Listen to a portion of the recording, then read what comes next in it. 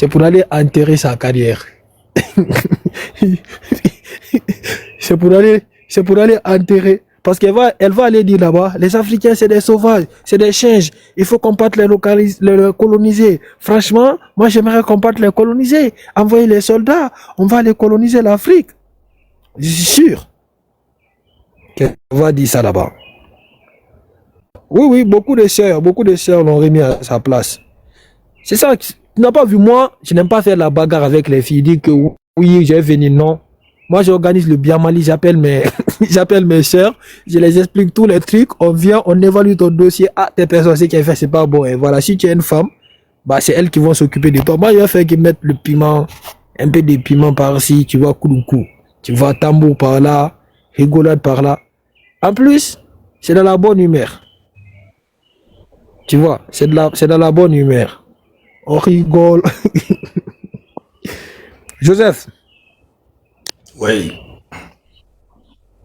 Ça va?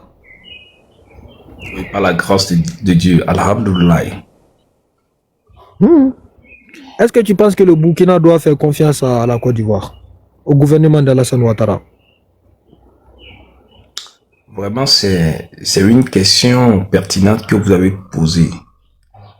Mais si aujourd'hui nous allons nous référer à la politique, nous allons tomber comme le dit chaque jour que le cacao. L'histoire, il y a une histoire authentique qui relie la Côte d'Ivoire, qui lie la Côte d'Ivoire et le Burkina avant que la politique d'aujourd'hui soit née. Vous me comprenez? Vous m'entendez? Allô? Oui, je vous entends parfaitement. J'ai juste fermé le micro pour ne pas qu'il y ait de l'écho. Sinon, je t'entends. Vas-y. Ce que tu dis, c'est vrai. C'est vrai. Je confirme. Vas-y. Il y a un lien biologique, il y a un lien culturel, il y a un lien historique qui relie la Côte d'Ivoire et le Burkina avant que notre idéologie de politique, de quoi que ce soit née hier. Donc, si nous voulons aller tout droit au but en tant que des futurs politologues, en tant que des futurs constructeurs de l'Afrique, il faut qu'on se base sur ces histoires culturelles et historiques d'abord. Frère, toi et moi, nous le savions bien qu'aujourd'hui, Alassane Ouattara n'est pas le problème du Burkina. Le Burkina n'est pas le colonel... Le président du Burkinabé n'est pas le problème de la Côte d'Ivoire. Le problème de ces deux pays, c'est la France. C'est la France qui veut régner et c'est pourquoi il divise. Il faut qu'on puisse comprendre que si nous venons sur la toile, nous devons développer certaines idéologies qui doivent prouver que nous sommes des Noirs et avant que les barrières, ces frontières n'existent, nous étions toujours les Noirs. Aujourd'hui, la Côte d'Ivoire n'a pas une langue nationale. La seule langue nationale que la Côte d'Ivoire a, c'est le malinké. Et c'est le même malinké que le Burkina passe pour pouvoir communiquer avec l'Ivoirien. Non, c'est pas la seule langue nationale qu'ils ont. Ils ont plusieurs langues nationales. Non, je parle de la langue nationale qui les lie, quoi. Le malinké, c'est-à-dire le djoula. Non, ça ne lie pas tous les Ivoiriens, parce qu'il y a des Ivoiriens qui ne parlent pas forcément ça. Je ne sais pas si tu suis le fil un peu. Je dis, la seule langue que toi, tu pourras parler avec un Burkinabé avant qu'il ne te comprenne aujourd'hui en tant qu'une langue locale, c'est le djoula. Tu comprends? Donc, nous devons comprendre que, après tout, nous sommes des frères. Après tout, nos enfants vont venir vivre. Après tout, il aura toujours cette famille sur la terre. La famille Burkina Côte d'Ivoire, c'est une famille qui a daté, ce n'est pas aujourd'hui. Si aujourd'hui, toi et moi, nous arrivons à parler le français, c'est une grande erreur. Si toi et moi, aujourd'hui, pour discuter du Burkina et la Côte d'Ivoire, nous allons parler le français, c'est une grave erreur. Et c'est ce que les gens ne comprennent pas. Toi et moi, aujourd'hui, nous allons dire que non, et le Burkina doit faire attention à la Côte d'Ivoire, tant. Et pourtant, En cachette, ceux-là se font voir, ils se retrouvent, ils mangent ensemble, ils s'entendent. Mais c'est toi qui es victime, c'est moi. Pardon? Tu peux prouver qu'en cachette, ils mangent... Non, non, non, c'était juste une question avant que tu chutes, parce que je dois interagir. Non, c'est juste... C'est une analyse, je n'ai pas de preuves. C'est une analyse que je suis en train de faire, quoi. Si aujourd'hui, on nous dit que la Côte d'Ivoire dit que il faut que la Côte d'Ivoire s'entende avec le Burkina, ça veut dire que c'est des gens qui se sont retrouvés autour d'une table pour s'entendre, pour se faire parler. Alors, mon frère, tu es très instruit, j'aime ton panel. Tu n'es pas n'importe qui. Il faut qu'on puisse aller bien dans les normes pour pouvoir faire sortir la vérité.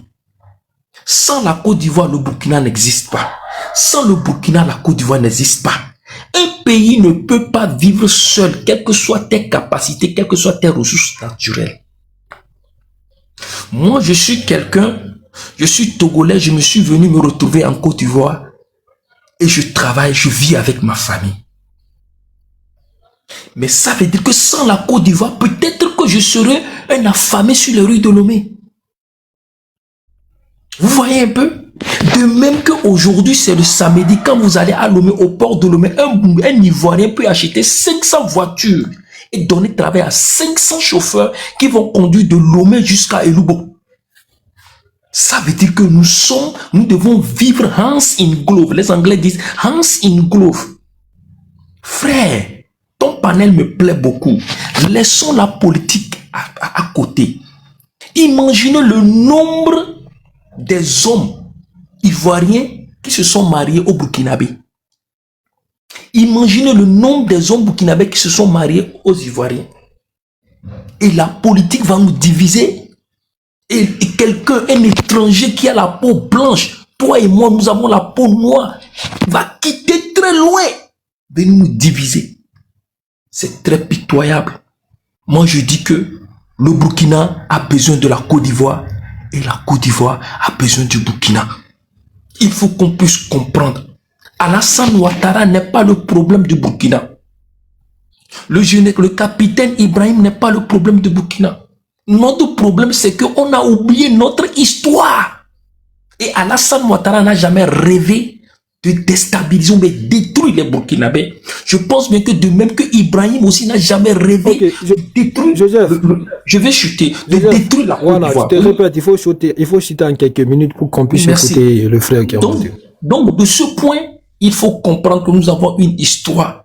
Nous devons reformuler nos éducations. Nous devons revoir nos systèmes de coopération.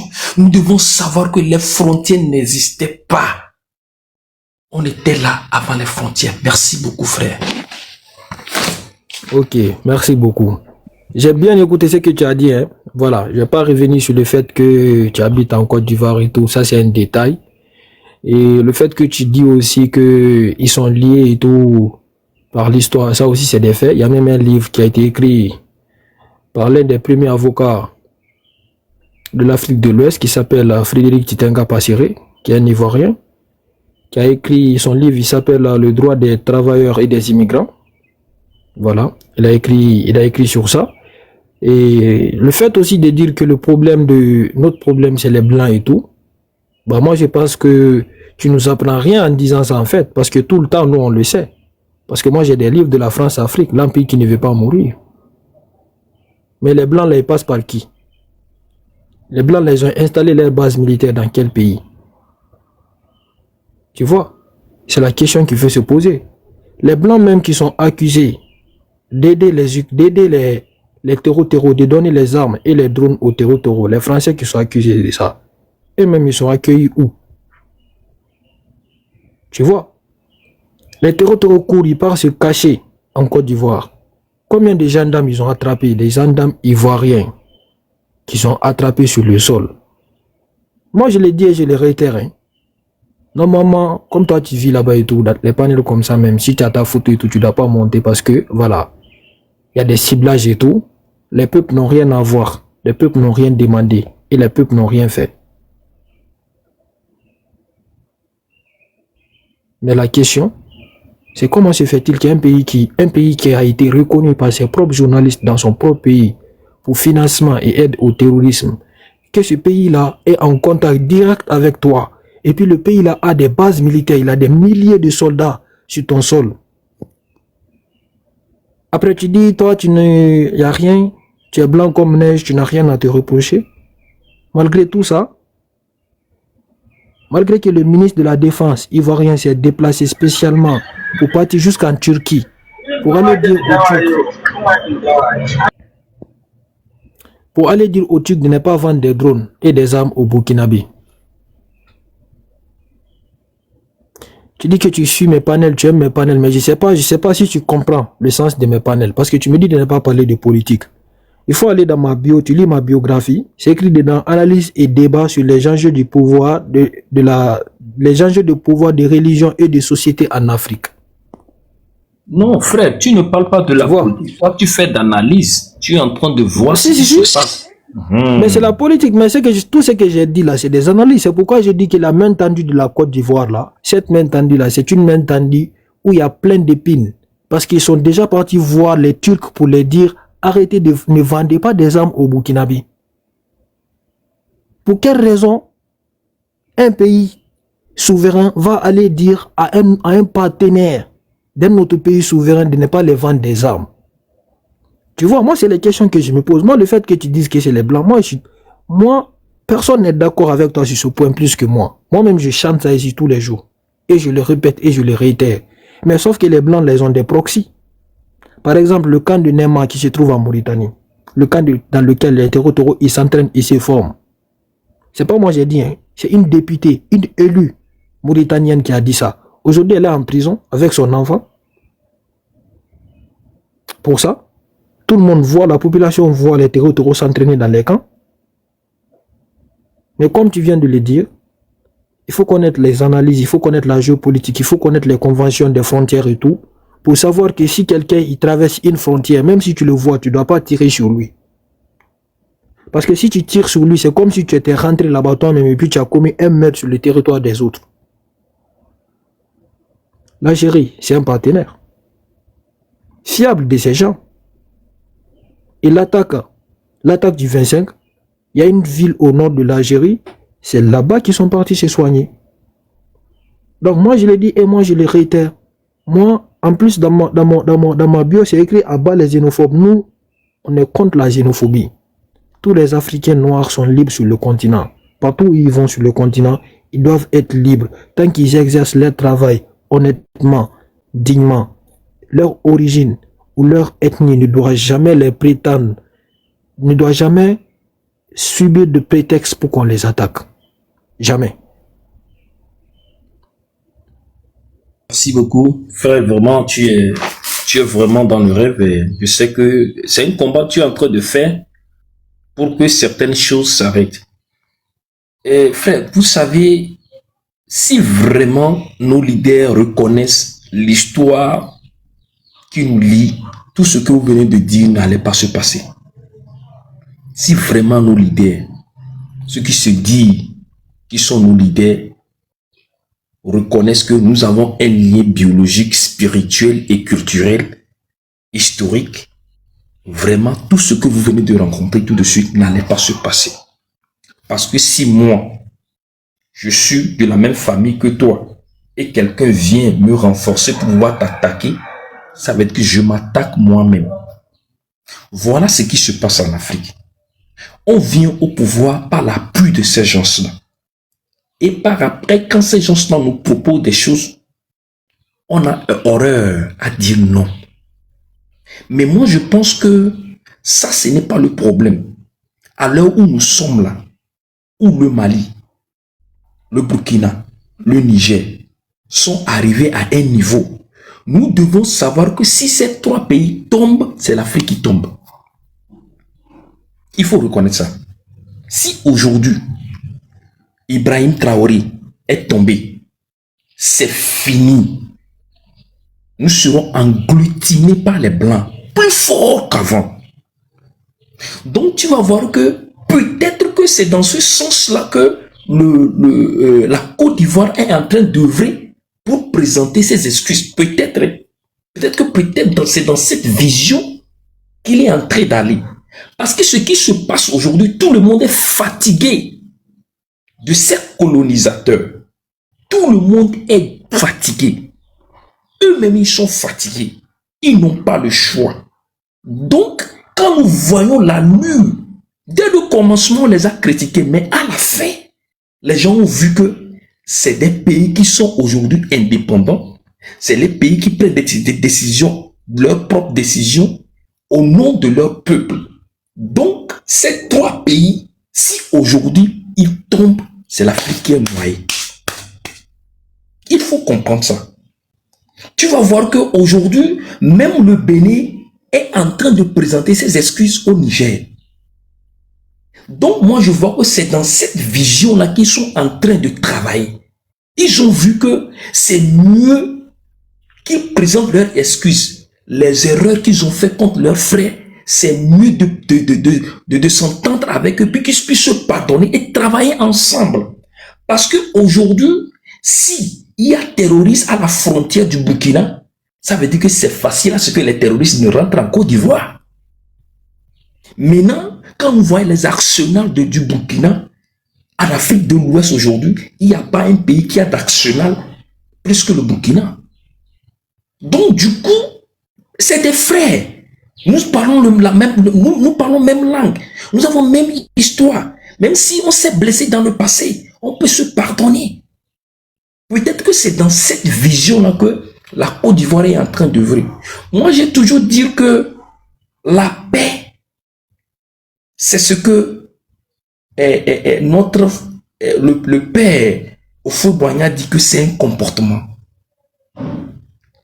Quand tu blesses ton ami, tu peux chaque fois aller lui demander pardon. Il peut te pardonner. Donc, à un certain niveau, les Africains doivent écrire ça dans leur mémoire. Que leur prière, c'est de prier pour que la ES puisse tenir. Regardez le Togo. Quand la CEDEAO a sanctionné la ES, le Togo s'est levé et dit non. Je vois venir la vision de ces trois pays-là. Il faut que je les soutienne. Mais le Togo a été attaqué. Le Togo a été... Ils ont mis les bâtons dans le roues du Togo. Ils ont excité la population à insulter les leaders togolais. Parce que le Togo est en train d'aider la ES. Mais aujourd'hui, qu'est-ce que nous voyons? Là où la ES est arrivée, mais il n'y a pas un pays qui est arrivé là-bas. Le développement, les infrastructures. Donc, mon frère, toi et moi, là où nous sommes aujourd'hui, là, nous devons fléchir genoux et prier à ce que Dieu puisse toucher le cœur de ces leaders qui ne veulent pas le développement de l'Afrique. Parce que dans ça, là, tout ce qui se passe là, la naissance de ça, là, c'est quoi? C'est la xénophobie. C'est la xénophobie. Et tu viens d'employer les termes. Moi, tu sais pourquoi j'aime ton panel? Tu as les termes précis. Et tu fais tout à son temps. C'est ce qui me plaît sur toi. Tu ne viens pas sur ton panel insulter un leader. Je n'ai jamais appris ça de toi. Je te suivais. Hein. Tu ne dénigres pas. C'est-à-dire, tu fais des débats intellects. C'est ce qui me plaît sur toi. Donc, à ce niveau, il faut comprendre que nous devons chaque fois aller à la sensibilisation. Nous devons chaque fois éduquer le peuple africain pour leur dire que si l'AES tombe, nous sommes tous noyés. Voilà ce que j'ai à vous dire. Merci. Ok, merci beaucoup. Merci beaucoup. Voilà. J'ai bien écouté. Voilà, merci. Voilà. J'ai bien écouté ce que tu as dit. Moi, je suis d'accord avec ce que tu dis. Moi, c'est dans cette optique que je suis. Mais franchement, toi aussi, tu prends des exemples sur des personnes bizarres. Houphouët-Boigny. Houphouët-Boigny, il a foutu le bordel. Houphouët-Boigny, c'est lui qui a créé le premier front national de libération de la Guinée. Ça a été créé par les colons, mais c'était hébergé en Côte d'Ivoire pour déstabiliser la Guinée des Sékou pour les libérer. Tu sais, je ne vais pas te mentir, les dirigeants ivoiriens, ils ont toujours eu une politique très néfaste en fait, ou destructrice pour leurs voisins. Pas eux tous, mais beaucoup d'entre eux en fait ont eu ce rôle. Et ça, on ne peut pas le nier, parce que moi, je peux te sortir ici les propos d'un journaliste agréé de la France, qui dit clairement que les terroristes, ils vont recruter en Côte d'Ivoire. C'est pas moi je l'ai dit, hein. C'est un journaliste français à la télé française qui a dit ça. Tu vois. Et ça, moi c'est comme ça que je suis. Je donne les faits. Tu vois, ça c'est des faits. Ça, on peut pas nier ça. Tu vois, moi je suis d'accord sur le fait que la paix revienne. Et si toi-même tu remarques, depuis le début de l'AES, c'est toujours eux qui ont été menacés d'envoyer des bataillons pour les attaquer. C'est eux qu'on a fermé leurs frontières et puis déjà ils sont morts parce qu'il n'y avait pas de médicaments, il n'y avait pas de ravitaillement. Tu vois? C'est eux qu'on les a exclus de l'Union africaine. C'est eux qu'on les a sanctionnés de la CEDEAO et tout. Tu vois? Donc aujourd'hui, comme eux aussi aujourd'hui, ils ont commencé à avoir un peu... En plus, tu as parlé d'une partie, tu as dit aucun pays ne peut vivre seul. Exactement, parce que c'est ce que beaucoup de médias disent. Ils disent que l'AES est isolé. Mais si on prend réellement en fait les dirigeants de l'AES, les démarches diplomatiques qu'ils font, les relations diplomatiques qu'ils ont avec certains pays, les autres pays n'ont pas cette liberté, en fait. Tu vois? Et la souveraineté dans la diplomatie, c'est la base de toute relation, en fait. Parce que c'est là que tout se joue. C'est là que les contrats majeurs, les contrats majeurs, bien sûr, les rencontres majeures aussi, c'est là que tout se planifie. C'est là que tout se joue. C'est pourquoi le ministre des Affaires étrangères du Mali, là, Abdoulaye Diop, là, on a tous vu. Quand il parle, il dit les termes. Il a demandé à qui a intérêt à ce que le Sahel tombe, qui arme les terreaux, qui leur donne des armes, qui leur donne des munitions, qui les ravitaille. Si on envoie par exemple 500 motos, les 500 motos, il faut que ça accoste dans un port. Il faut que ça soit dédouané, il faut que ça soit monté, il faut que ça soit carburé, il faut que ça soit transporté. Toute cette longue logistique-là ne peut pas être faite sans des voisins, sans des personnes qui collaborent à côté. Ça n'a rien à voir avec le peuple, ni même tout le gouvernement ivoirien. Non. Mais ça a quelque chose en rapport avec les élites, comme Alassane Ouattara, comme son frère. Son frère, je te dis, son frère, il est parti jusqu'en Turquie. Il a ouvertement dit non. Ne vendez pas des drones au Burkina. Ils ne sont pas qualifiés pour avoir des drones. Ils vont prendre les VDP pour venir nous attaquer. Pourtant, ils ont attrapé des militaires ivoiriens au Burkina et puis ils les ont libérés. Ils ont attrapé des gendarmes aussi et puis ils les ont libérés. Oui, émotion, hein. À ce niveau... Je vais terminer juste. Tout ça là pour dire que le fait que tu dises oui, on doit rester dans l'esprit. Moi, je suis d'accord, on doit rester dans l'esprit. Mais s'il y a l'armée française chez toi, et puis l'armée française espionne mon territoire de chez toi, même si tu veux qu'on fasse la paix, ça va être compliqué de faire la paix. Effectivement. Tu vois un peu. Voilà, tu peux prendre ta motion, on va écouter Congo après. Vas-y. Au fait, sur ce point, c'est un marché. C'est un marché que la Turquie a. Mais si la Turquie a fabriqué des produits et que le Burkina vient pour acheter ces produits, c'est la Turquie de décider qui vend ces produits, à qui vend ces produits. Non, c'est pas ça le plus important, mon frère. Donc, je suis en train d'expliquer un peu ce que j'ai compris. Juste une seconde. Ce que tu dis là, c'est vrai. Mais ce que je veux te rappeler, la Turquie a des relations particulières. C'est-à-dire, la Turquie est plus d'accord avec la Côte d'Ivoire. Elle a une relation qui date de plus longtemps avec la Côte d'Ivoire que le Burkina. C'est dans cette optique qu'ils sont partis pour les dissuader de les vendre ces drones pour dire que oui, ils ne savent pas s'en servir, ils vont massacrer des civils et tout. En ce qui concerne c'est les affaires et tout, moi je suis d'accord, hein, la Turquie va à qui elle veut. Mais sauf que des fois des pays partenaires peuvent empêcher la vente d'armes à d'autres partenaires. Tu vois? Mais au fait, ce que vous dites aussi est réel. Mais aujourd'hui, c'est l'intérêt du peuple. Aujourd'hui, c'est l'intérêt des pays qui comptent. Quand nous imaginons, bon, laissons ce point-là. Je reviens encore en Afrique de l'Ouest pour pour faire un peu d'analyse au niveau du pays du Sahel, les plus grands commerçants de l'Afrique de l'Ouest, c'est les Burkinabés, c'est les Maliens, c'est les Nigériens. Les Nigériens. Je vous assure, les big business tycoon men in Africa, in West Africa today, they are Malians, they are Burkinabés, they are Nigerians. Je t'assure.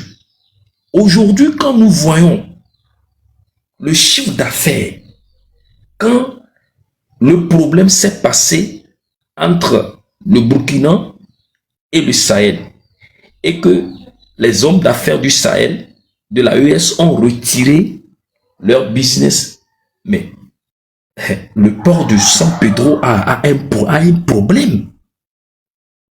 Tu vois un peu, tu vois que quelque part, si nous suivons les Blancs, nous-mêmes là, nous mettons nos pieds dans les pièges. Aujourd'hui, le port de San Pedro ne fonctionne plus comme avant. Parce que nous disons que, oui, nous avons le port, nous avons tout, eux, ils n'ont pas, on va les stopper. Mais, ils sont partis chercher leur contrat ailleurs. La même chose s'est produite au Bénin. Donc, pour faire le briefing à ce que notre frère Congo puisse monter sur le panel, je veux dire que il faut que nous revenions à notre source historique. Il faut ça, mon frère. Il faut qu'on reconnaisse que l'Afrique n'a pas de frontières. Le port de la Côte d'Ivoire appartient au Burkinabé. Le port de la Côte d'Ivoire appartient aux Nigériens. Le port de la Côte d'Ivoire appartient aux Maliens.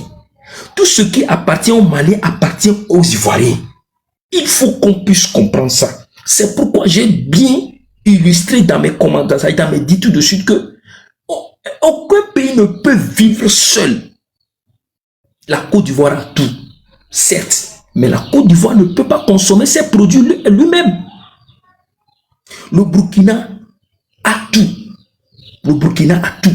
Mais le Burkina ne peut pas consommer ses produits lui-même. Mais aujourd'hui, si le Burkina, le Mali, le Niger a retiré ses business du port de San Pedro ou bien de la Côte d'Ivoire, qui perd? Ce n'est pas la France qui perd, hein? Mais c'est nous qui vivons en Côte d'Ivoire qui vont sentir ça. Parce que quand les business ne marchent plus, ils doivent augmenter les taxes pour pouvoir combler les trous. Vous voyez un peu? C'est dans ce excusez-moi. C'est dans ce sens-là que je dis, si aujourd'hui la Côte d'Ivoire réfléchit de s'approcher de la ES, mais ce n'est pas que la ES va les accepter en même temps. Il faut étudier ce rapprochement. Il faut voir qu'est-ce qui est derrière ce rapprochement. Il faut voir quel est l'objectif de ce rapprochement. C'est ça. Mais il faut qu'on vive ensemble. Il faut ça. Et la deuxième chose, si la ES tombe, c'est fini pour nous. On est gâtés. Merci beaucoup. Ok, merci beaucoup. Je voulais juste revenir sur un point avant de passer la parole à Congo, parce que tu as fait une petite erreur sur le fait que tu as dit lorsque le Mali et le Burkina ils ont arrêté d'importer. Non, c'est pas eux qui ont décidé d'arrêter. C'est plutôt les pays côtiers, notamment le Sénégal, le Bénin, la Côte d'Ivoire, qui ont fermé déjà leurs ports depuis le début. Et ce qui a conduit à des morts. Moi, je sais que tu es un entrepreneur, ça se voit par ta façon de parler. C'est ce que je dis là, que quand ils ont refusé à la Côte d'Ivoire de ne plus venir acheter dans leur port, eux-mêmes, ils ont senti les conséquences. Voilà, quand la Côte d'Ivoire a refusé que les Maliens et les Burkinabés fassent passer leurs marchandises par ce jeu, parce que récemment même, ils ont fait un communiqué pour dire oui, ils vont exonérer les opérateurs économiques du Mali et tout. Donc déjà, c'est pas les Maliens qui ont décidé. Les Maliens, eux, ne peuvent pas décider de dire oui. Oui, c'est ça. Donc c'est eux-mêmes qui ont dit à ceux-là, parce que c'est la France qui a dit non, coupez-les, faut pas les accepter, qu'ils viennent pour utiliser vos ports. Mais est-ce que ça pèse sur la France? Ça ne pèse pas sur la France. Ça pèse sur eux. Je vais répondre à ça. Ça pèse sur nous, les Ivoiriens. Oui, je sais, ça pèse sur les Ivoiriens, mais ça pèse beaucoup plus sur la France. Je viens. Après, tu vas revenir. Tu vas reprendre le micro si tu veux. Parce que je vais te rappeler une chose. Les ports que tu vois là, les, les grands gris que tu vois là, avec les travaux majeurs qui ont été effectués, ça a été effectué par la France, par des entreprises françaises qui doivent rapporter de l'argent derrière. Bien sûr que ça a un impact sur les Ivoiriens, surtout les Ivoiriens qui travaillent dans ces ports, qui gagnent beaucoup d'argent par rapport aux autres personnes, et puis qui soutiennent leur famille à travers ça. Mais c'est le portefeuille, c'est les poches de la France qui est touché. C'est qu'il faut savoir, tous les pays qui sont sous couvert de la France, là, comme la Côte d'Ivoire, comme la Guinée et tout ce qu'ils ont comme ressources, tout appartient en fait à la France, tout profite à la France. Si aujourd'hui on dit, oui, il y a la grève en Guinée et tout, ils ont détruit les rails, les bauxites ne peuvent pas sortir du territoire. C'est les pays qui reçoivent la bauxite là. C'est les pays là qui vont plus en souffrir. Si on dit aujourd'hui, premier producteur mondial de cacao, il ne peut plus faire sortir aucune tonne, même 1 gramme de cacao dans son territoire, tu vas voir que c'est les autres qui vont souffrir. Tout ça là pour te dire que bien sûr que nous aussi on a un autre côté de souffrance. Mais la partie du port, c'est eux-mêmes qui ont décidé à travers la France. C'est ce que je suis en train de te dire. Si eux ils obéissent à la France et puis ils disent que non, ce n'est pas la France, c'est nous-mêmes on a décidé. Déjà nous, le capitaine Ibrahim Traoré tire déjà sur la France. Tu vois, donc les autres personnes aussi, il va tirer sur eux. Mais juste pour rappeler que l'affaire du port, c'est les pays dont les ports sont fermés qui ont décidé eux-mêmes de ne plus ouvrir les ports aux Burkinabés, aux Maliens, pendant qu'ils étaient dans une guerre. Seuls les Noirs, ils peuvent faire ça à leurs frères. Pendant qu'ils sont dans une guerre, on les ferme le port. Pendant qu'ils n'ont pas de port, on les ferme les frontières. Et puis les bébés, ils meurent. Les enfants, ils meurent à l'hôpital. Tout ça là, moi j'ai appris tout ça là. Quand les Maliens ils t'expliquent ça, tu ne peux pas prendre leurs problèmes à la légère. Quand un Burkinabé t'explique ce qu'il a subi, ou bien son village il a subi, tu ne peux pas prendre leurs problèmes à la légère. Tu vois. Sur ce, Congo, bonjour. Congo. Congo n'est pas là. Donc, ce que vous dites là, c'est vrai. Oui, je suis là. Ils ont... Ok, laisse-le chuter. Non, vas-y, il faut chuter rapidement. Après, il va prendre le micro. Vas-y. Ils ont même sanctionné le Burkina. Par exemple, si tu as 5 familles, si tu as 5 enfants, une femme, et que chaque jour tu dépenses 10 000 francs par jour, ils vont te dire que maintenant tu as droit à prendre 2 000 francs à la banque.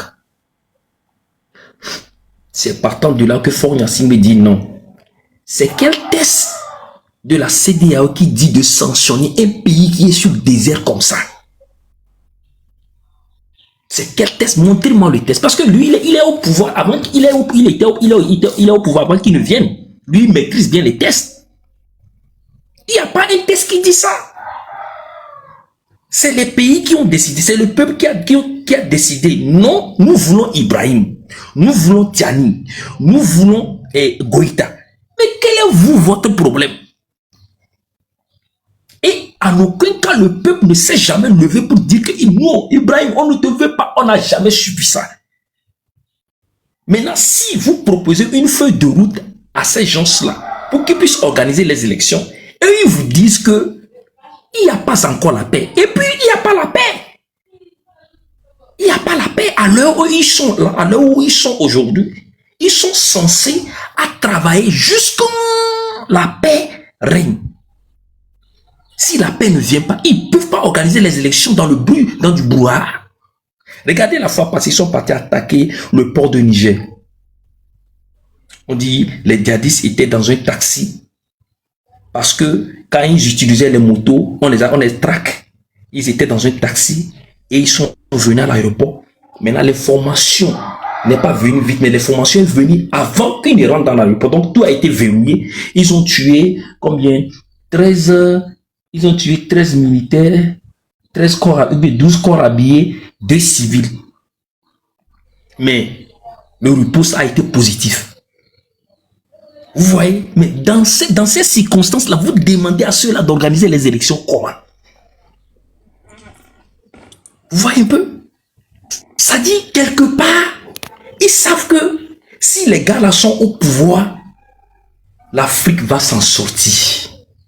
Aujourd'hui, je te dis, voilà les pas du Bénin. Le nouveau président fait tout et tout pour se compatir, c'est-à-dire pour compatir avec l'AES, pour s'entendre avec l'AES. Ça veut dire que quelque part, lui-même là, il réfléchit à faire partie de ce groupe.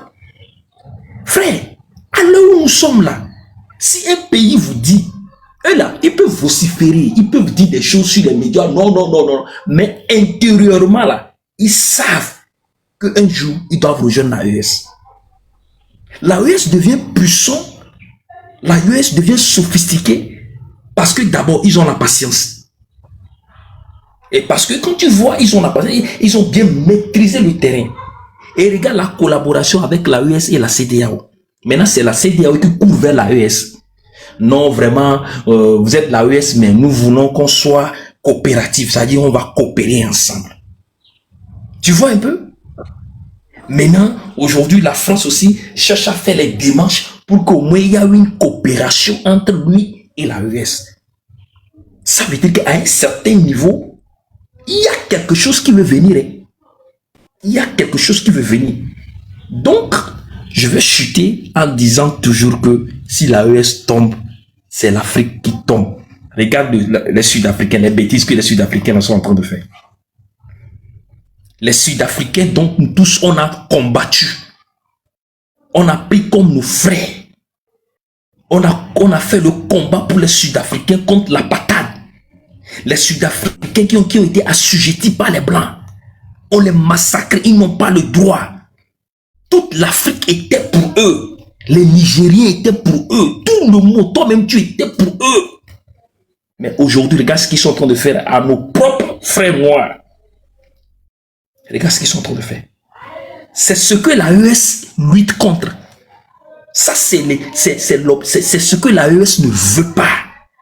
Ibrahim Traoré a dit ça, qu'ils n'ont rien reproché au peuple ivoirien.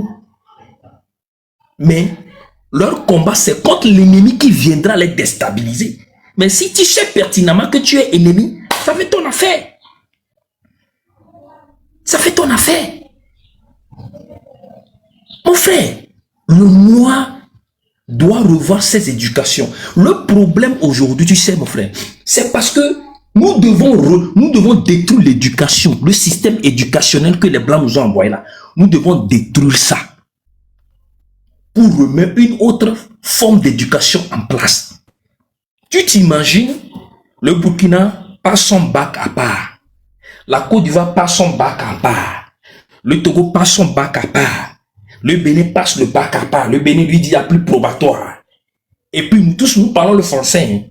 Mais quand tu vas dans les pays anglophones, le Ghana, le Nigeria, le Sierra Leone, les 4 pays là passent le même bac, même heure, même jour, qu'on appelle West Africa Examination Council. C'est-à-dire, quand j'ai l'épreuve de français aujourd'hui, à l'heure où je te parle, l'élève de la terminale aussi a le même épreuve devant lui au Libéria à l'heure où je te parle. On ramasse en même temps. Et puis, on départage les copies dans les pays et on corrige.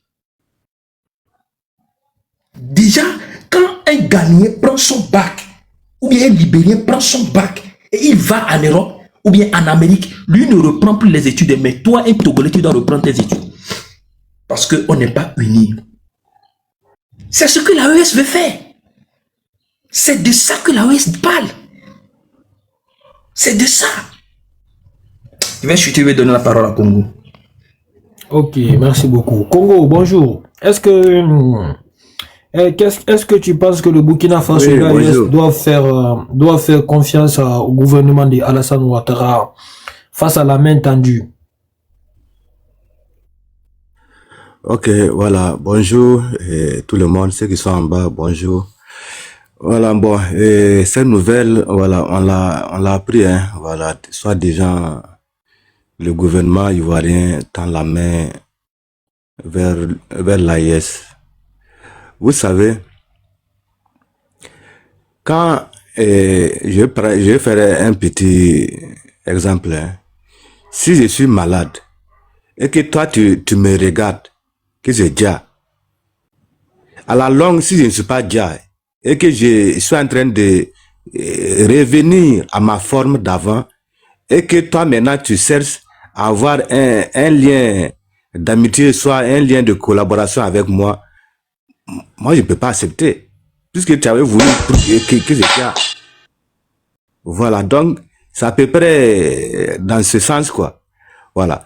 Au moment difficile de nos trois pays, la Côte d'Ivoire avait voulu que les terreaux prennent position dans nos contrées. C'est eux qui finançaient les terreaux. Leur base arrière, c'était où? C'est la même Côte d'Ivoire. Mais vu maintenant que l'AES a résisté, l'AES est en train de gagner le mouvement terreau.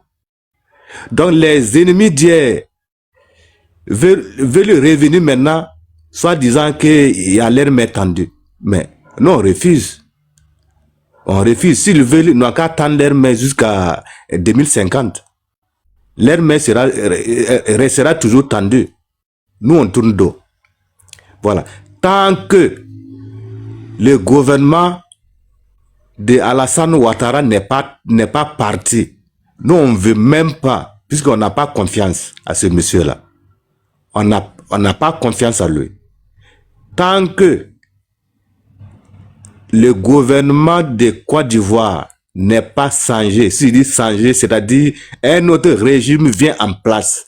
Tant que ce n'est pas un autre régime là, on dit le chien ne change pas sa manière de s'asseoir. C'est de ça il s'agit. Pourquoi ils veulent maintenant tendre leurs mains? Puisqu'ils ont vu, ils ont essayé, ils n'ont pas pu. Maintenant, comme ça dure plus que mort, ils avaient prédit, selon eux, le Burkina allait tomber, Mali allait tomber, Niger allait tomber. Jusqu'à même, ils ont planifié des coups d'État. C'est nous, au Burkina, ils ont organisé pas mal de coups d'État. Mais les auteurs de ces coups d'État-là se retrouvent en Côte d'Ivoire. Donc, c'est-à-dire, à un demi-mot, la Côte d'Ivoire était au courant, peut-être même est le cerveau de la planification de ces coups d'État manqués-là. Maintenant, si vous avez voulu... Monsieur Congo. Pardon? Monsieur Congo. Oui. Je dis, on sait que toutes ces choses sont passées. L'ennemi t'a fait du mal. Aujourd'hui, l'ennemi te demande. Monsieur, use ton micro. Ok. Allez. Oui. On sait que tout ce que tu viens de dire là, ça s'est passé. Aujourd'hui, l'ennemi dit, c'est fini. Au fait, l'ennemi sait que vous avez une histoire, vous avez une culture, vous avez un lien. Monsieur Joseph. Je vais te laisser. C'est une question que je vais te poser. C'est mon temps de parole. Si c'est une question, bon, tu peux poser, je vais te répondre. Ok, faut aller. Ok, merci. Voilà. Pour moi, et je pense que ça soit ainsi à tous les Burkinabés, tous les Maliens et tous les Nigériens, que ça soit ainsi. Notre ennemi reste toujours notre ennemi. C'est nous là, il n'y a pas à faire de semblant. Hein. Non. Nous sommes pas, on ne dure pas dans mauvais rêves. Notre ennemi reste toujours notre ennemi. Que ça soit sa manière de... Même s'il change de langage, il reste toujours le même.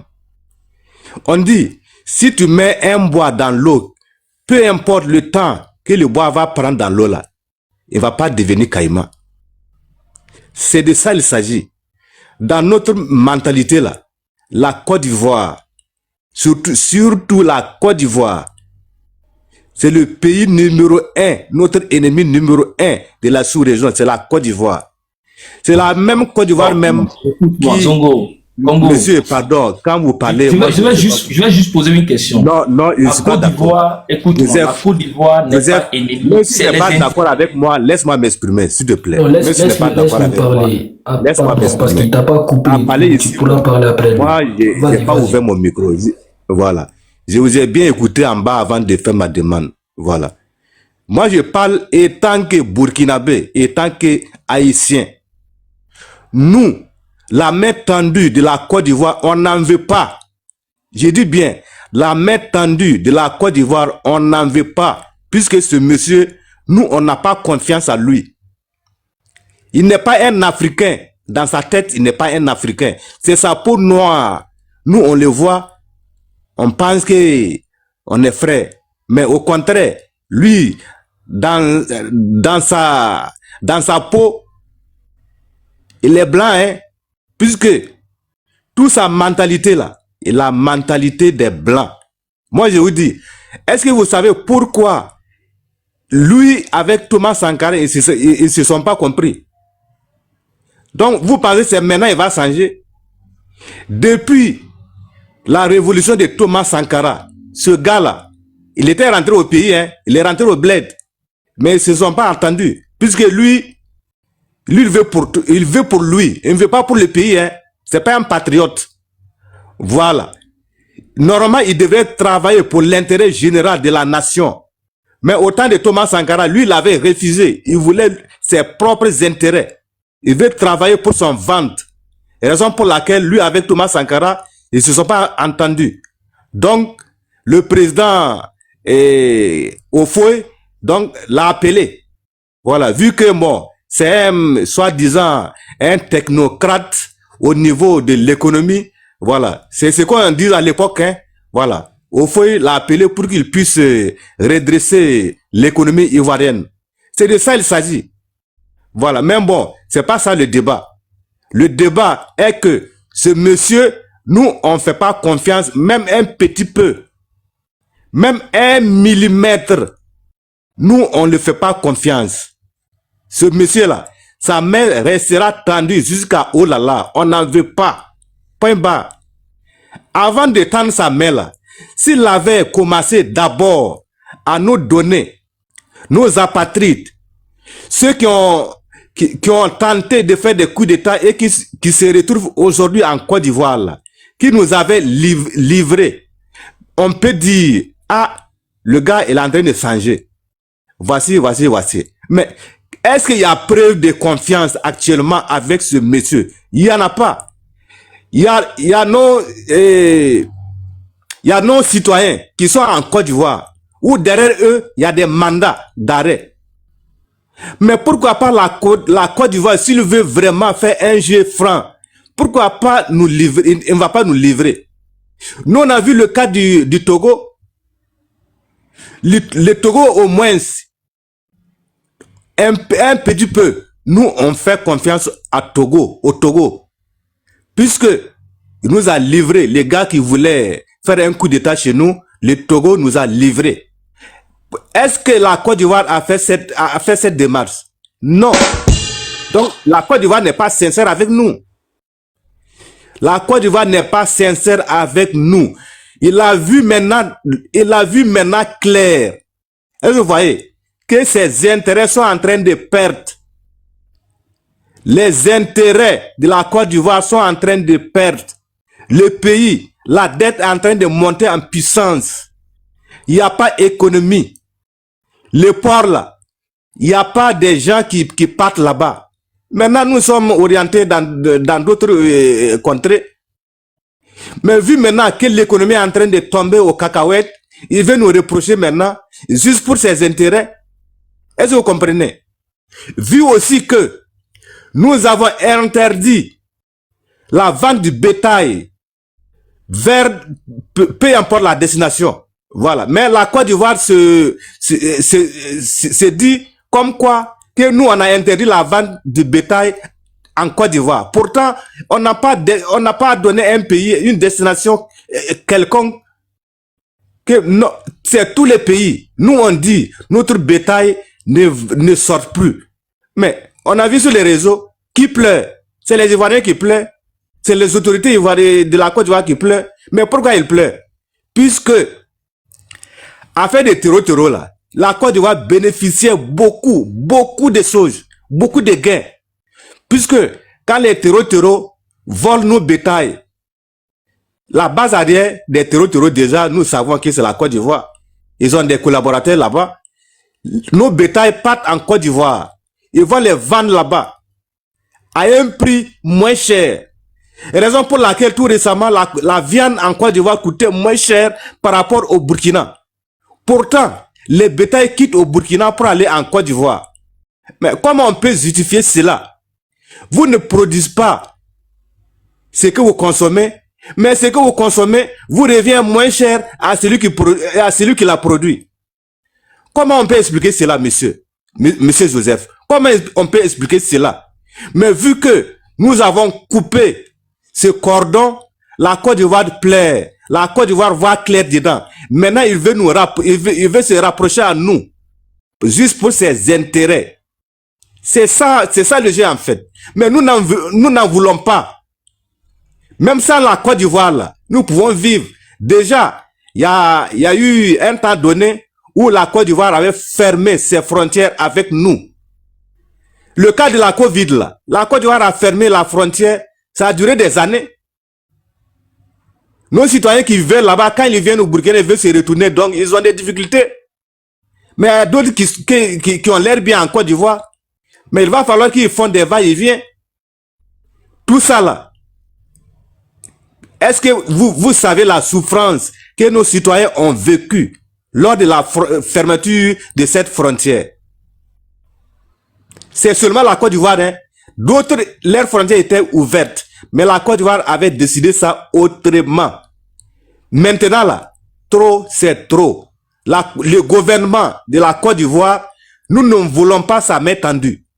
Je dis et je répète, nous dans l'AES, on n'a pas besoin de la Côte d'Ivoire. Si je dis la Côte d'Ivoire, j'ai trop dit. On n'a pas besoin du gouvernement ivoirien pour travailler. Dans peu importe le domaine, nous n'en voulons pas. Voilà. La Côte d'Ivoire, nous, on n'a pas besoin de sa main tendue. Avant de tendre sa main là, il n'a qu'à commencer d'abord à se respecter et à nous respecter aussi. Il n'a qu'à commencer à assumer sa responsabilité d'abord. Si la Côte d'Ivoire se dit un pays responsable, comment vouloir héberger des terreaux qui vont aller endeuiller des familles? Et nous, on te dit, ah, telle personne, il est dans affaire de terreau, mais il vit chez toi. On fait comment? Toi, tu ne nous réponds pas. À un moment donné, toi, tu viens maintenant, tu nous dis que non, tu veux qu'on travaille ensemble. Mais avant de travailler ensemble, là, les lettres mortes que nous, on t'avait envoyées, là, il faut commencer déjà dans ça. C'est dans ça que tu devrais commencer. Il y a eu beaucoup de lettres mortes. Si je dis lettres mortes, là, des demandes de l'AES vers la Côte d'Ivoire. Et il y a eu sans réponse. Tu ne collabores pas avec nous. Quand on te demande des trucs, tu ne nous donnes pas. Maintenant, tu pars dans un autre pays aussi. S'il avait fait cette annonce même sur le territoire ivoirien, là, on peut comprendre. Il est parti voir son maître. Sur le territoire de son maître, il fait un communiqué qu'il tend sa main. Mais nous n'en voulons pas. Est-ce que vous savez bien qu'est-ce qu'ils se sont dit avant cette annonce-là? Peut-être c'est un double jeu. Peut-être c'est son maître qui l'a conseillé. Il faut faire comme ci, il faut faire comme ça. Quand ils vont penser que c'est comme ça, voilà, on fait comme ça. Nous n'en voulons pas. La Côte d'Ivoire n'est pas claire avec nous. On ne veut pas monsieur Joseph. Je sais que bon, vous n'êtes pas dans notre espace AES, mais bon, je vous comprends aussi. On ne dit pas de ne pas nous soutenir. Tu peux nous soutenir. Mais ce que nous ne voulons pas là, faut pas vouloir nous obliger, soit vouloir nous dire que c'est comme ci, comme ça. Nous ne voulons pas entrer un point. Voilà, le gouvernement ivoirien, nous, on ne veut pas sa main tendue. Il a trop fait des trucs qui ne sont pas bons. Merci, à cause de la Côte d'Ivoire, il y a eu beaucoup de familles qui sont endeuillées. Est-ce que vous comprenez ça? Maintenant, avant de tendre sa main, je dis et je répète, il n'a qu'à commencer d'abord à nous livrer les terreaux qui sont sur son sol. Voilà, la base arrière des terreaux, il n'a qu'à détruire cette base-là. Dans ça, merci maintenant, on peut lui donner un peu, je dis bien, un peu, on peut lui faire un peu de confiance. Merci, voilà, Congo. donc, Il faut le laisser. Merci, Congo.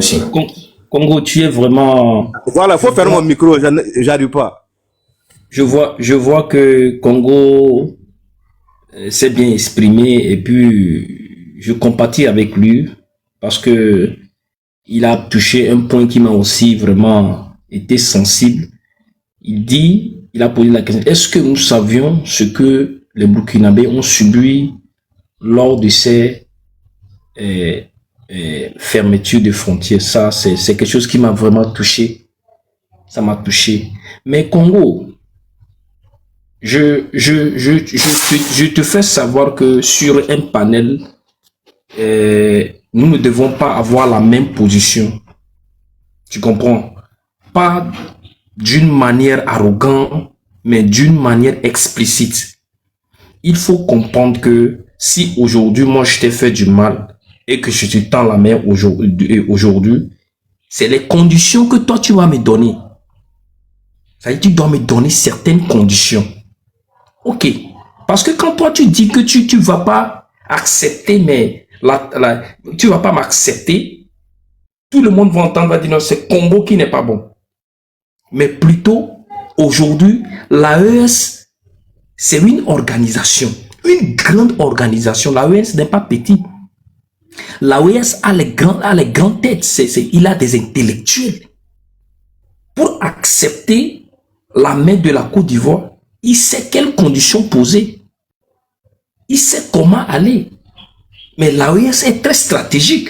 Si les 3 pays pourront tenir jusqu'à aujourd'hui, ça veut dire que c'est des pays qui ne sont pas ce que nous disons sur le panel. C'est des pays qui sont matures.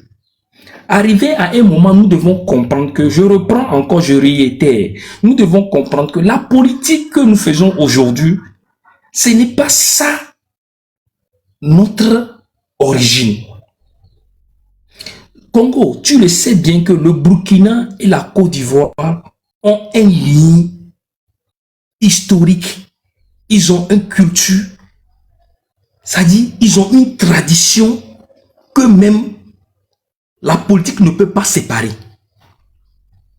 Aujourd'hui, nous le savons bien que la majorité des Burkinabés qui se sont mariés aux femmes ivoiriennes, on ne peut pas les compter.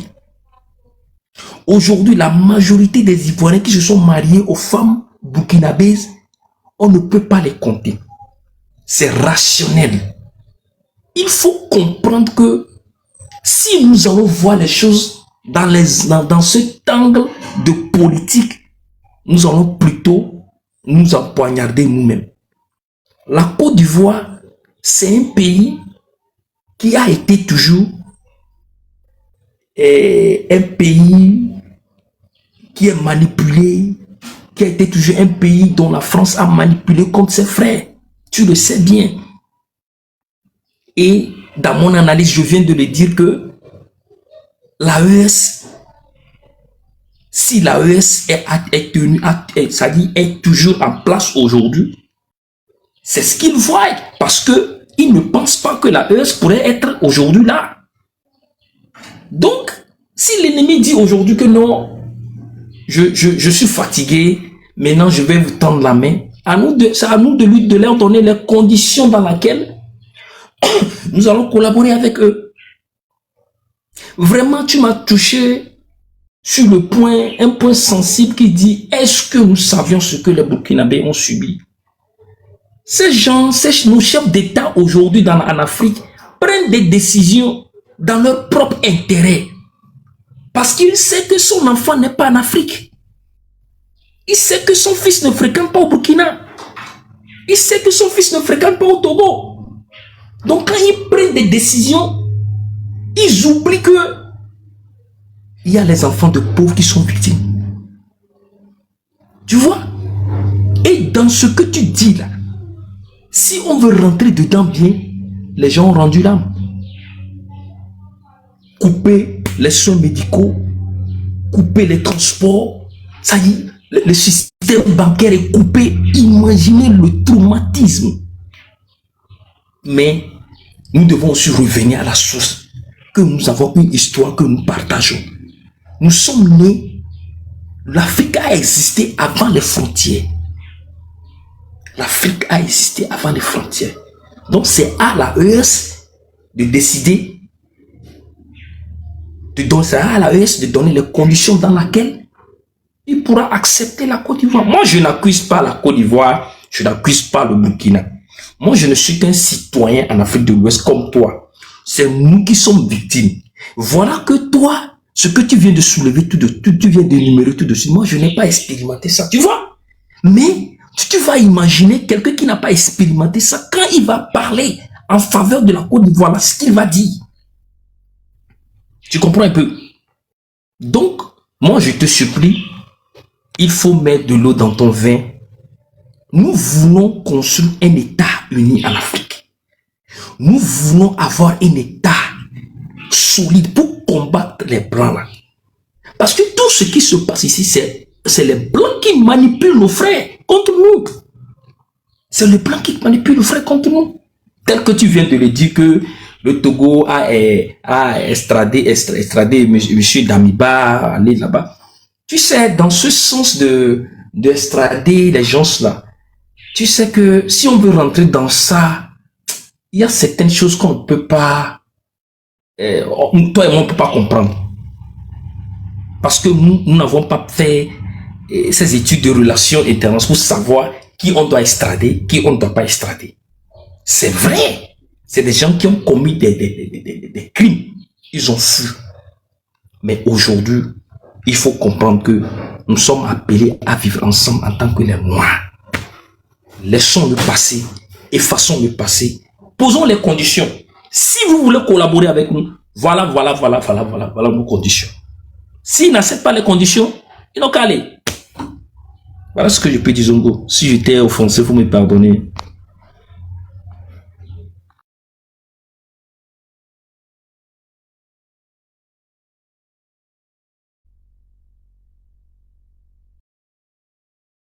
Ok, voilà, merci. Mon micro, moi, j'ai des difficultés pour l'ouvrir, hein. Voilà. Et monsieur, je vous ai bien compris, hein. Voilà. C'est pas que la Côte d'Ivoire, c'est un pays. Et ceux qui sont à la tête de la Côte d'Ivoire, donc ça, c'est une autre, voilà, c'est un autre discours. Voilà. C'est pas, nous, on ferme pas la porte avec la Côte d'Ivoire. Mais on veut fermer la porte avec les autorités actuelles de la Côte d'Ivoire. Ça fait deux choses différentes. Puisque ces autorités-là, ils vont partir un jour, tôt ou tard. Mais la Côte d'Ivoire va demeurer. C'est ça la question. Mais tant que, monsieur, toi tu dis, nous en Afrique, on n'a qu'à s'unir pour combattre les Blancs. Je suis d'accord, c'est une belle phrase.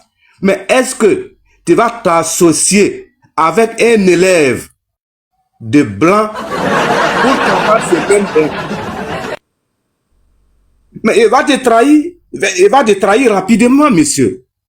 Puisque en t'associant avec l'élève de ce même Blanc-là, tu veux combattre le Blanc, non? Lui va aller dire ce que vous vous êtes dit. Dans ce cas, est-ce que ta lutte va marcher? Non, je ne pense pas, monsieur. Tu te trompes. Nous voyons, chaque 2 semaines, ces mêmes élèves-là partent voir leur maître à sa maison, dans sa maison. Comment nous pouvons leur donner confiance, vu que nous, déjà, avec leur maître, il n'y a pas un bon rapport avec nous. Et la personne ne manque pas. Chaque mois, il est là-bas. Et toi, tu viens nous dire que non, on n'a qu'à s'associer à lui pour combattre le même Blanc là. Mais monsieur, non, je suis désolé, mais il faut bien réfléchir. Si ça tourne bien, monsieur. Je suis désolé, hein, je suis désolé. Tant que ces mêmes dirigeants sont toujours là, nous ne pouvons pas les faire confiance. C'est de ça qu'il s'agit. Mais nous, on ne dit pas que la Côte d'Ivoire, on ne peut pas collaborer avec la Côte d'Ivoire. Non, au grand jamais. Nous voulons être en bon terme avec tous les voisins, avec tous les pays africains même, sans exception. Mais, s'il y a un gouvernement à la tête d'un pays qui cherche à nous nuire, qui cherche à nous faire tomber bas, mais nous on prend distance. Je pense que il y a eu voilà, c'est interview, non, où notre président a bien répondu à cette question. Clair, lui il est clair et net et bien précis. C'est un français simple même. Nous tous, nous arrivons à comprendre. Voilà. son langage qui s'est exprimé. Voilà. Lui, il dit, en français facile là, tant que les autorités ivoiriennes n'ont pas changé là, on ne peut pas marcher ensemble. Pour résumer ce que j'ai compris, c'est comme ça il a dit. Notre président, il a dit, tant qu'ils n'ont pas changé, on ne peut pas aller ensemble. Déjà, nous, on ne voit pas changement dans les démarches. C'est juste des paroles à l'air. C'est pas que quelqu'un va parler comme ça à l'air et puis on va dire, ah, il veut changer. Non. Il n'a qu'à changer ses actes. Il n'a qu'à poser des actes. Des actes concrets. Et monsieur Ambaf, ton micro, s'il te plaît. Voilà, merci.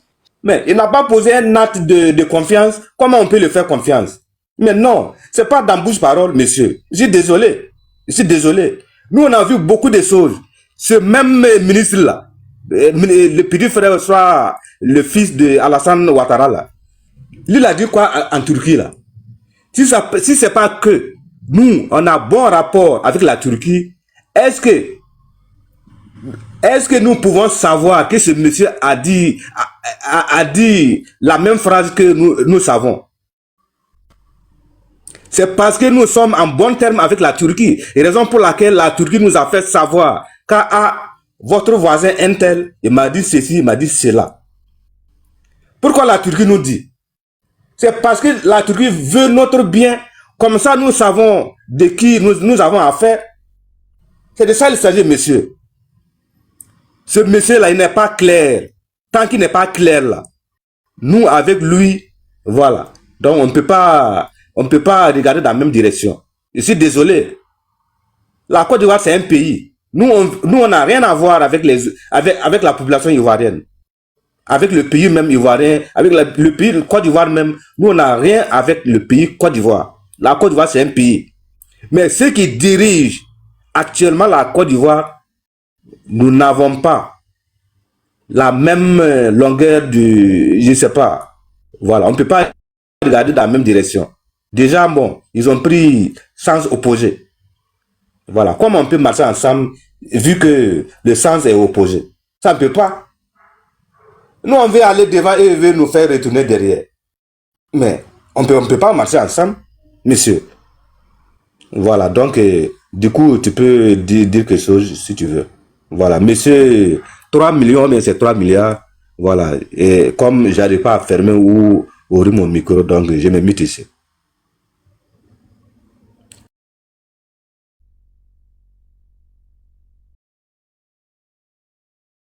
Et Monsieur Zongo, merci beaucoup. Tu es désolé vraiment, mais après tout, nous ne sommes que des citoyens de la sous-région.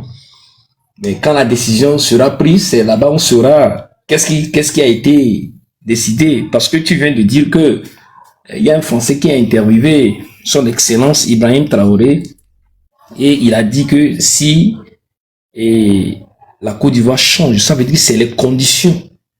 Ibrahim Traoré a donné une condition. Les conditions la condition qu'on lui a donnée est de changer. Il faut changer sa manière de coopérer.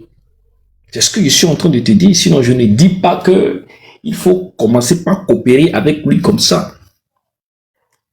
Mais non. Si Ibrahim Traoré a dit, s'il ne change pas, ça veut aussi dire que Ibrahim Traoré est en train de faire l'analyse. Qu'est-ce qui est derrière? Quel est leur objectif de s'approcher de nous? Parce que dans toute chose, il y a la phase A et la phase B. C'est ça. Il faut étudier ça, il faut savoir. Nous, vous, ça y est, ils viennent chez vous parce qu'ils disent que non, entre les deux pays, vous devez coopérer. C'est ce qu'eux ils disent dans la bouche. Mais ce qui est derrière ça, vous ne savez pas. C'est pourquoi Ibrahim Traoré, s'il ne change pas. Mon frère Congo, la vie que nous vivons aujourd'hui, c'est très sacré. Dans toute cette palabre-là, imaginons le nombre de personnes qui ont perdu de vie. Imaginons les innocents qui ont fermé les yeux. Innocemment, qui n'ont rien bouffé. Et pourtant, les leaders, nos leaders en Afrique sont en train de faire un combat d'intérêt qui les profite seuls. Tu vois un peu? Quand tu vois qu'il y a ces choses, cette tendance, et tout le monde veut maintenir, c'est-à-dire veut garder sa position, il y a un intérêt. C'est sauf Ibrahim Traoré qui lutte pour l'intérêt de son peuple. Mais les autres leaders en Afrique, c'est l'intérêt personnel. Moi, je n'indexe personne, je n'appelle pas quelqu'un, toi, non. Je parle en général. En Afrique aujourd'hui, c'est sauf Ibrahim Traoré, Tiani, avec Goïta, qui luttent pour leur peuple. Le reste là, c'est l'intérêt personnel. C'est ce que nous oublions. Maintenant, si nous savons que c'est l'intérêt personnel de quelqu'un, il faut qu'on puisse avoir une autre stratégie pour pouvoir détruire cette manière de vivre. Donc aujourd'hui, si Ibrahim Traoré dit, si il ne change pas, il faut faire l'analyse de ça. C'est conditionnel. Si. Ça veut dire que c'est des conditions qu'ils sont en train de leur proposer. Mais nous, notre prière est que il faut qu'ils changent. Comme tu viens de le dire que vous n'avez pas de problème avec la population ivoirienne, mais vous avez problème avec le gouvernement. Et vous avez bien fait aussi l'analyse en disant que ce gouvernement va quitter un jour. Un autre gouvernement va venir. Donc ça veut dire que vous n'avez pas de problème avec la population ivoirienne. Mais aujourd'hui, à cause de ce gouvernement, la population ivoirienne est innocente, mais il paye le prix. Il paye le prix. Il paye le prix.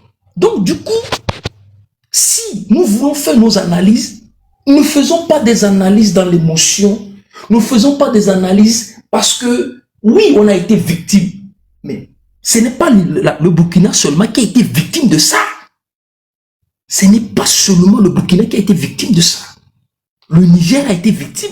Le Mali a été victime. Même la Côte d'Ivoire même a été victime de toutes ces choses. Est-ce que le gouvernement dont tu parles là a été victime? Ils ont protégé leurs intérêts. Ils ont protégé leurs enfants. Ils les ont envoyés en Europe. Les enfants ne sont pas ici. Mais regarde l'enfant de Ibrahim Traoré. Il est toujours au Burkina. Les enfants d'Ibrahim Traoré sont toujours au Burkina. Donc ça veut dire qu'il y a une différence entre ce que nous disons ici. Si la cohésion entre les deux pays va annuler la guerre entre, c'est-à-dire en Afrique de l'Ouest, plus précisément entre la Côte d'Ivoire et le Burkina, et la US, moi je le préfère. Si la cohésion, la coopération va annuler le palabre, le combat, la guerre entre la Côte d'Ivoire et le Burkina, moi je l'accepte. Moi je l'accepte. Regarde ce que vous venez de dire. Vous avez aussi fait toucher un point qui m'a aussi touché. Quand les terroristes viennent prendre vos bétails là, ils viennent et puis ils vendent ça à vil prix. Et pourtant, regarde le temps que tu as fait pour pouvoir élever ces bêtes. Donc si, aujourd'hui, nous n'arrivons pas à s'entendre entre deux pays qui partagent la même frontière, même s'il n'y a même pas frontière, il n'y a même pas frontière. Ah, gloire à Dieu, prions à ce que ça puisse marcher. Ce que toi et moi nous disons ici, là, ça c'est juste, nous sommes en train de se divestir. Mais entre les deux États, ce sont les deux États là qui vont décider, nous allons voir. Moi je sais que Ibrahim Traoré, a une fois dit ça dans ses propos, qu'ils n'ont rien à foutre avec la population ivoirienne. Mais lui, il n'a rien à foutre avec la population ivoirienne, il n'a pas de problème avec la population ivoirienne, mais son problème c'est l'ennemi. Ibrahim Traoré n'a pas mentionné le nom de quelqu'un. Mais celui qui sait qu'il est ennemi, lui-même il se connaît. Donc ce que moi je dis ici est que